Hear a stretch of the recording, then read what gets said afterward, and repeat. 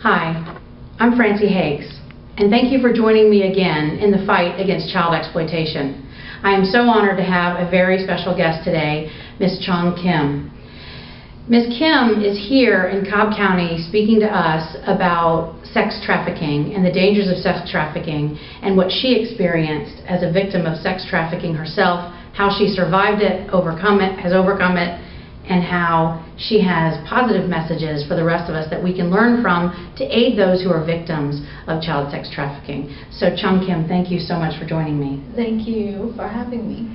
This is such a great event that you're here to speak at today, the World Day for the Prevention of Child Abuse. Can you talk a little bit about why you're here and what your message was?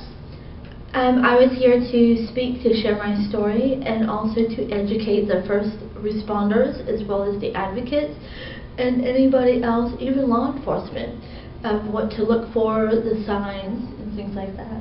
Now, when a lot of people think of human trafficking or sex trafficking, we think about foreign children being trafficked into this country. But that was not your story because you're an American citizen, right? Yes. And you were trafficked in this country. Could you share with us a little bit your story of how that happened to you, and what in particular do you think made you vulnerable to becoming a victim of sex traffickers? What happened to me, I actually grew up in Oklahoma. I was abused as a child, and I also fell into the system being a foster child and jumping from one home to another, and also being a repeated runaway. So to the system, they seem like, well, she doesn't care, she's a rebellious teen, and that became a high vulnerable point for me to the traffickers, because if the traffickers know that the system refused to find me because they're tired of me constantly running away, then they will use that opportunity to kidnap me, because no one's going to look for, a missing runaway. So right in the middle of this country, you were kidnapped by sex traffickers and forced into selling your body for money to men. Yes, I was forced into prostitution. It happened in Dallas, Texas. I met a guy who pretended to be my boyfriend. We dated a couple of weeks, and then I was trafficked from that point on. And this enforced slavery, really, or enslavement, because that's what it is. Yes. This enslavement happened and occurred over a period of a couple of years for you. Yes. How did you escape that?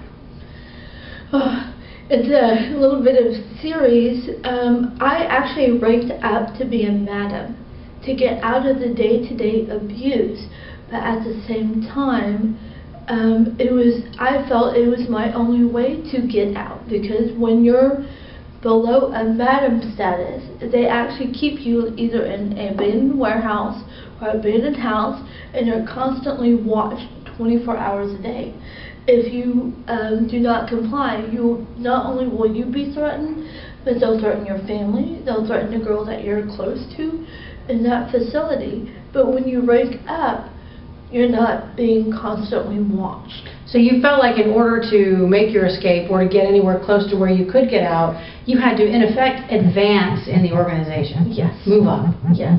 And so eventually you were able to escape from the situation that you were in, the enslavement that you were in. You got out. How long would you say it took you to work back into what a lot of people would talk about as a normal life after that? I just have to say that I don't think I ever went back to what we consider normal life. It becomes my new normal. But it took me years.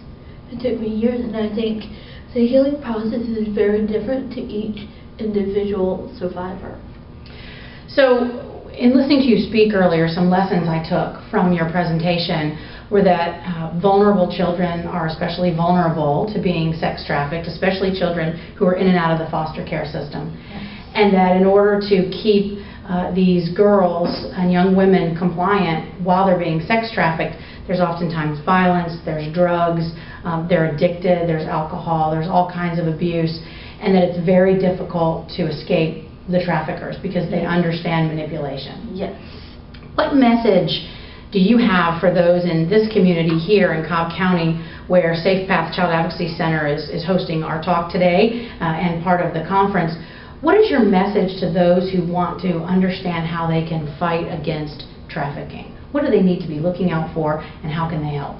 One of the things we need to do is talk about it. Schools, churches, places where children are there, and schools don't want to talk about it, but we need to. Churches don't want to talk about it, but if we don't talk about it, then how can we protect these kids? We need to start having block parties. Know your neighbors. We have all these awareness on sex offenders. We need to do the same thing with trafficking. Like on Halloween, you're not supposed to leave your light on if you're a registered sex offender. We need to do that with, as well as trafficking. Now, you also have had such a story that's so well known, they've made a movie about your life. Can you tell us where that might be available if folks want to go and see the movie? My movie is called Eden. It can be found on iTunes, but if you want to order it through Netflix, Amazon, or Redbox, it's under the name Abduction of Eden. But if you want to learn more, you can go to www.edenthefilm.com. Chong Kim, thank you so much for joining me. I know you're working on another book.